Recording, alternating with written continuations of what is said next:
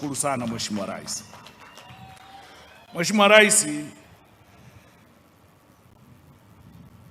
vile ninapenda kuchukua nafasi hii kumshukuru Mheshimiwa David Silinde, Naibu Waziri wa Kilimo, ndugu Gerald Mweli, Katibu Mkuu wa Wizara ya Kilimo, Naibu Makatibu Wakuu Mhandisi Athmani Kilundumia na Profesa Peter Msofe, pamoja na watendaji wote wa Wizara ya Kilimo kwa ushirikiano wao mzuri, weledi na kujituma katika kuhakikisha majukumu ulionikabidhi ya kuratibu shughuli za kilimo yanatekelezwa kwa ufanisi ili kufikia malengo yaliyokusudiwa. Mheshimiwa Rais, hii inaenda sambamba na uwekezaji mkubwa ulioufanya kwenye Wizara ya Kilimo. Wakati unaingia madarakani mwaka 2021, bajeti ya wizara hii ilikuwa kama bilioni 299, lakini leo tunapozungumza bajeti ni trilioni 1.15. Inadhihirisha kwamba umetupa jukumu, lakini hujatuacha wapweke, umetupa na rasilimali za kutekeleza jukumu hilo. Tunakushukuru sana Mheshimiwa Rais. Ninapenda pia kutambua na kuwapongeza waandaaji wa maonesho haya ya 88, hususan Wizara ya Kilimo kwa kushirikiana na Wizara ya Mifugo na Uvuvi, Sekretarieti ya mikoa ya Dodoma na Singida, huku zikiongozwa na wakuu wake wa mikoa wawili, mkuu wa mkoa wa Dodoma na mkuu wa mkoa wa Singida. Kwa kweli wamefanya kazi kubwa sana.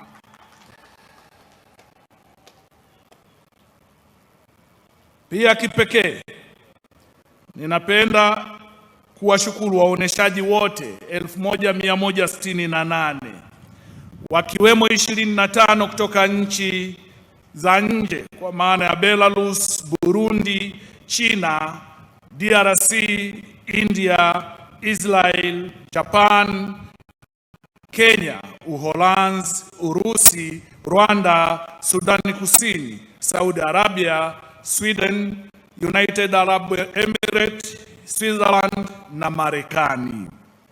Vile katika maonesho haya hadi kufikia leo saa 4 asubuhi, Mheshimiwa Rais, takribani ya wakulima, wafugaji, wavuvi na wananchi 282,206 wameshiriki kwa wingi katika maonesho haya, ambapo waoneshaji ubunifu, teknolojia na huduma mbalimbali zinazochochea maendeleo ya sekta ya kilimo na mifugo na uvuvi wameweza kupata fursa ya kuonesha kwa wahudhuriaji hao. Mheshimiwa Rais, ninaomba nikutaarifu kuwa pia katika maonesho haya tulikuwa na ugeni kutoka Jamhuri ya Sudani Kusini ulioongozwa na Mheshimiwa Clement Juma Mbuguniwia, mbunge na waziri wa kilimo na usalama wa chakula wa Sudani Kusini. Ushiriki wake umeleta manufaa, hususan makubaliano ya kibiashara ya mazao ya kilimo ambayo yatauzwa moja kwa moja kutoka Tanzania kwenda nchini Sudani Kusini. Vile kiongozi huyo ameahidi kuleta wafanyabiashara wa nchi hiyo kushiriki katika maonesho kama haya mwaka 2027. Haya ni matokeo ya maelekezo yako na ya kuhakikisha kuwa tunafanya maonesho haya kuwa ya kimataifa. Tunakushukuru sana Mheshimiwa Rais. Maonesho haya ni sehemu ya utekelezaji wa Dira ya 2050 ambayo kilimo, mifugo na uvuvi ni muhimili mkuu katika kuchochea maendeleo kwa wananchi. Kauli mbiu ya tambua soko, ongeza tija, kutekeleza Dira ya 2050 inaakisi azma ya serikali ya kuhakikisha sekta ya kilimo, mifugo na uvuvi inazalisha kwa tija kwa kuzingatia mahitaji ya soko. Mheshimiwa Rais, ninaomba nikutaarifu kuwa agizo lako la kuanzisha wakala wa taifa wa ugani wa huduma za ugani kilimo, yaani National Agriculture Extension Service Agency NAESA, kama mkakati wa serikali wa kuboresha na kuimarisha huduma za ushauri kwa wakulima limetekelezwa. Wakala hiyo imeanza rasmi shughuli zake tarehe mosi Julai 2026 na itafanya kazi kwa karibu na wizara za kisekta, serikali, sekretarieti za mikoa, mamlaka za serikali za mitaa na wadau wengine wa sekta ya umma na binafsi kwa lengo la kuongeza ufanisi ili kuchangia kufikia malengo ya kitaifa. Mheshimiwa Rais, vilevile wizara imeendelea kuimarisha kilimo kwa kutekeleza yafuatayo: kuanza kutekeleza programu ya Jenga Kesho Iliyo Bora BBT katika halmashauri 18 nchini ili kuwafuata vijana kwenye maeneo sasa yao baada ya lile mradi wa awali wa majaribio katika vituo vyetu viwili, kituo cha Chinangali na Ndogowe, kufanikiwa na kuonesha namna vijana walivyohamasika kushiriki kilimo nchini. Halmashauri hizo ambazo tunaenda kutekeleza ni halmashauri za Chemba, Ikungi, Bahi, Kaliua, Manyoni, Madaba, Kibaha, Kilolo, Mpanda, Muleba, Kisarawe, Njombe, Musoma, Kakonko, Chunya, Njombe mji, Geita mji na Misenyi, ambapo jumla ya ekari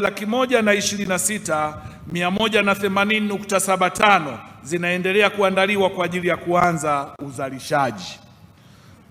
Mheshimiwa Rais, pia tumepitisha kanuni ya mafuta ya kula yenye lengo la kuwataka wachakataji na waagizaji wa mafuta kutoka nje ya nchi kuwa na shamba la kuzalisha mazao ya mbegu za mafuta ikiwemo alizeti pamoja na chikichi, pamoja na kuwa na kiwanda cha kuchakata mafuta ya kula. Ndio pale tutapokuwa na nakisi watapewa ruksa ya kuingiza kutoka nje na sio vinginevyo.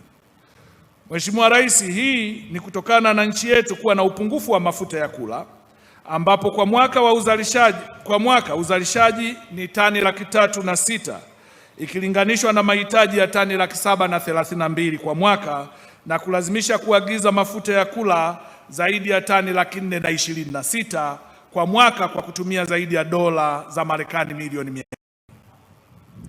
Lakini pia ulituagiza kuanzisha masoko ya kimkakati kwa ajili ya biashara ya mazao ambayo hayajawekewa utaratibu ikiwemo mahindi na mpunga. Mheshimiwa Rais, habari njema ni kwamba tumeshafikia hatua sasa ya kwenda kuanza utekelezaji. Tayari tumetambua maeneo 4 ambayo tunaanza nayo utekelezaji wake, na maeneo hayo ndiyo mikoa ambayo ni ghala la taifa kwenye upande wa kilimo cha mpunga pamoja na mahindi. Tunaanza vituo hivyo katika mikoa ya Ruvuma, Njombe, Songwe pamoja na Rukwa, na lengo ni kuhakikisha kupitia vituo hivyo tunajenga silos pamoja na maghala ambayo yatawezesha kuhifadhi, kupokea kwa mara moja na kuhifadhi tani 1,500,000 za nafaka kwa lengo la kuimarisha soko, kupunguza upotevu wa mazao baada ya kuvuna na kupunguza changamoto ya sumukuvu. Lakini kubwa ni kudhibiti wageni ambao wamekuwa wanatoka mataifa mengine na kuingia nchini na kwenda shambani moja kwa moja kununua mazao kwa wakulima. Hapa katikati tumekuwa tunakosa control, na ili tuwe na control, hivi vituo vitafanya kazi ya kuwa ni masoko ya kitaifa na kimataifa ya mazao ambayo yatatusaidia kuratibu uzuiaji na udhibiti wa wageni kwenda moja kwa moja kwa wakulima. Lakini Mheshimiwa Rais, pia tumefanya tathmini na kuthaminisha mali za vyama vya ushirika nchini, ambapo kutokana na tathmini hiyo mali za ushirika kwa sasa zinafahamika na zina thamani ya shilingi trilioni 1.03. Mheshimiwa Rais, kwenye eneo la uwezeshaji vijana kimtaji, tumeweza kutoa mikopo yenye thamani ya shilingi bilioni 76 yenye riba isiyozidi 9% kwa vijana na wanawake 2,366 kupitia benki ya ushirika kwa kushirikiana na mfuko wa udhamini wa pembejeo za kilimo yani AGITIF, ikiwa ni sehemu ya kuwawezesha vijana kupata mikopo yenye riba nafuu na isiyo na usumbufu. Mheshimiwa Rais,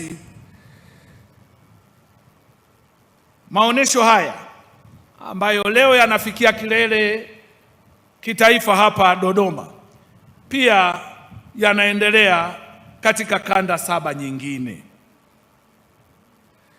na ili kuyapatia hadhi maonesho haya, Mheshimiwa Rais, kama ulivyoelekeza kwamba sasa tuyasukume na kuyapa hadhi ya kuwa maonesho ya kimataifa, tunapendekeza maonesho haya ya kitaifa yaendelee kufanyika katika viwanja hivi vya Dr. John Samuel Malecela kama maonesho ya kitaifa, lakini uzinduzi wake wa kitaifa ufanyike katika kanda nyingine kwa zamu. Kwa hiyo hitimisho la maonesho haya liendelee katika kanda hii ya kati na kwa upande wa kilele, lakini uzinduzi tutakuwa tukizunguka katika kanda nyingine. Mheshimiwa Rais, lakini katika kutekeleza mpango wa kuwawezesha vijana kimitaji, ikiwa ni sehemu ya agizo lako, serikali inashirikiana na taasisi za fedha nchini ili kutoa mikopo ya riba na masharti nafuu kwa makundi ya vijana wajasiriamali na wanawake katika mnyororo wa thamani wa kilimo, biashara ya kilimo, mifugo na uvuvi.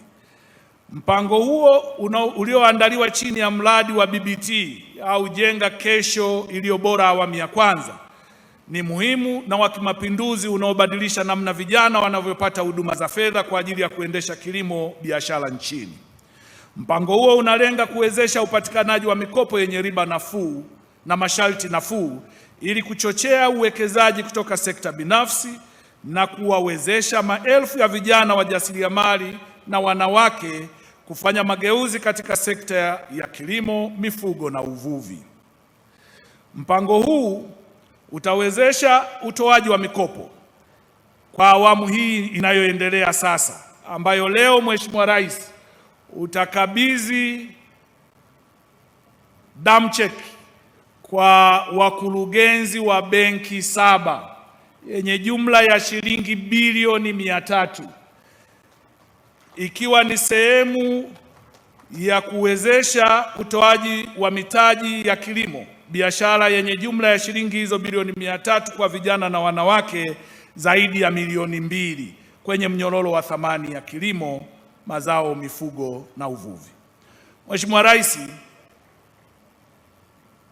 na nitawasoma wakurugenzi na benki hizo zitazohusika ili ninapohitimisha wasogee mbele, na kabla ya kuzungumza, Mheshimiwa Rais, utumie jukwaa hili, nafasi hii na mkutano huu kuwakabidhi hiyo damu check, na baada ya hapo uhutubie wakulima, wafugaji na wavuvi nchini. Benki ya kwanza itayoshiriki zoezi hilo ni benki ya CRDB. Benki ya pili ni Stanbic Bank. Benki ya tatu ni National Bank of Commerce au NBC. Benki ya nne ni Tanzania Commercial Bank TCB. Benki ya tano ni Azania Bank. Benki ya sita ni Cooperative Bank au benki ya ushirika, na benki ya 7 ndio mdhamini wetu mkuu wa maonesho ya mwaka huu na miaka mingine 5 mbele, na hii ni hamasa kwa benki nyingine. Wananiangalia kwa hasira, Mheshimiwa Rais, kama wanataka kumpiku watafute fursa wajiweke sawasawa ili tuwatamke mara nyingi. Nyamundege sasa hivi amewapiga chenga. Ni Tanzania Agricultural Development Bank, yani TADB. Mheshimiwa Rais,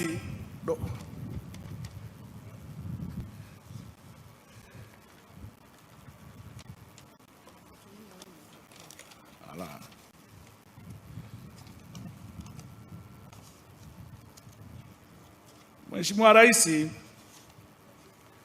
baada ya kusema hayo, ninaomba nikukaribishe uanze na hili la kutoa dam check kwa benki hizi 7, na ninaomba muanze kusogea, na baada ya hapo uweze kutoa tuzo na zawadi kwa wawakilishi wa washindi wetu wa maonesho ya 88 mwaka 2026. Pia ninakuomba uridhie na wewe mwishoni kupokea tuzo na zawadi zilizoandaliwa na kamati ya maandalizi. Baada ya zoezi hilo, nitakuomba sasa uongee na wananchi. Mheshimiwa Rais, ninakukaribisha sana, karibu sana. Okay.